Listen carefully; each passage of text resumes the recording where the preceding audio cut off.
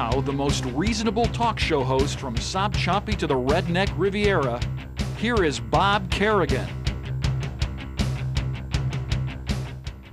Good evening. Welcome to Within Reason. Bob Kerrigan here tonight with Bill Rankin. I would like to offer an additional disclaimer. I do not agree normally with anything Mr. Rankin says, and his opinions do not reflect our producers, our camera people, the TV station, the university. They don't reflect thoughtfulness. They're not based on facts. They're only for amusement. That's what's on the little asterisk. For amusement purposes only. Don't act on any of this information because it's false. Well, a lot of these opinions are not universally endorsed, but around here, in sort of a restrictive intellectual environment, they are quite popular. Actually, a lot of your views are. They're a little on the right of right, but we respect different views, and it's a program about different views, even though we think some of them are a little nutty. Now, on that subject, Mr. Rankin does not believe in global warming. So we're going to start with a story that I think is near conclusive evidence. This is from the UK, from the Independent, rather, in the UK. Leaves are falling off trees in the height of summer. Railway tracks are buckling and people are retiring to their beds with deep frozen hot water bottles as much of Australia swelters in its worst ever heat wave. Experts worry that Australia, which emits more carbon dioxide per head, you probably didn't know this, than any nation on Earth, may also be the first to implode under the impact of climate change. More than 20 people have died from the heat. All of this is consistent with climate change and with what scientists told us would happen, said climate change minister Penny Wong. Now, what do you think of that? I think a couple of things. One is, somebody like Penny never gets on TV by saying, I don't know what the hell's going on. So, I mean, if you've got a cause, we are designed to want to find causes for things. First of all, the Earth apparently is warming, which it has been doing ever since you've been able to discern such things. It's gotten warmer. You know, Greenland used to be green. Yeah. It's gotten colder. It gets warmer. It gets colder. It's gotten warmer around here. Yes. Since we've lived here, it's gotten warmer around here. I think that's true. Yeah. But, and there is some evidence that some human activity may contribute to that. How much, I don't believe anybody knows. But there again, you don't get on television by saying, I don't believe anybody knows. I don't know how I'm on television because I don't know anything. But if you take these trends, take any trend and predict it out in a straight line, and it leads to a disaster. And that's what we've got. Plus, the plans to combat global warming are asinine, absolutely asinine. That is, if you emit any carbon dioxide, which is a natural process that comes about anytime anything's combusted, you've got to give the money to the government, and Nancy Pelosi will hand it out to the people who elect her. Meanwhile, in China, they build a coal plant about every week. They'll make up for all the pollution, but they'll get the money. We'll have more government, less funds to do anything with, and more of Nancy Pelosi on television. It's a bad idea. Well, now there's certainly some people who might not agree with all of that or any portion of it, particularly Al Gore. Bill, is it possible that you might be wrong about global warming? Of course it's possible. I mean, of course it's possible. The whole idea is anybody who's got any education who thinks knows that they're likely to be wrong. In fact, there was a study done one time, as another digression, and you took people and ranked them by education. The people with the most education were more likely to say, I don't know. The people with the least education, they knew everything.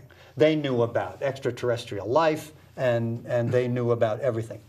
Every human disaster has been made worse by the people who absolutely know the cause.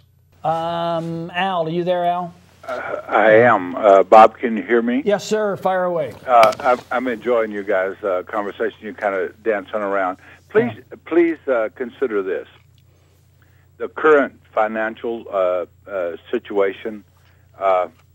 MSNBC recently ran an hour program that informed the nation that 1% of the American population owns or controls 90% of America's wealth. If 1%, that would be about 300,000 people, control 90% of America's wealth, is there any wonder that there is a liquidity problem in our banks and in our economy? Well, there's an observation that is relevant in the discussion, and that is concentration of wealth. It's always relevant in the discussion. I mean, if you look at the structure of most of the world, too much of a concentration of wealth. Yes, it's not good. I mean, the core of this country, the really great thing about this country is the powerful of the middle class. And it still is. Now, we have had, people have really complained about the rich getting richer. There are reasons for that other than George Bush. Sure. For why the rich are getting richer. But don't you know people, I know people, who don't have much education, they're just decent people, who own nice houses, who have cars, who have plenty to eat. I mean, very ordinary people who've just, lived right and done the right thing, not particularly gifted, not educated at all, who work hard and have a very decent life. We all know lots of people like that. My fear is that we're losing them. We're losing them because of the tax structure in this country. The tax structure, the tax structure is tilted toward people like you. I mean, we are getting near half of the people who don't pay any income tax at all. I know. So that's not so bad. It's not that the tax structure is hurting the little guy. No, I think the tax structure is killing the middle class. I really do. I think that we have so skewed our tax policy to the wealthy that the core middle class, which carries a burden disproportionate to their incomes, that they are burdened way more than we really understand. I mean, every conceivable kind of tax that you can imagine they're paying. They're from property to sales tax to income tax to withholding. I mean, and on a modest income of $40 or $50 or $60,000, people can't make it. They just can't make it. Now, years ago, they could make it at $20,000. Taxes are harmful. Years ago, somebody could get a job in a factory and support a family of 4. You can't do that anymore. But there's an implication here that I think may ought to be challenged.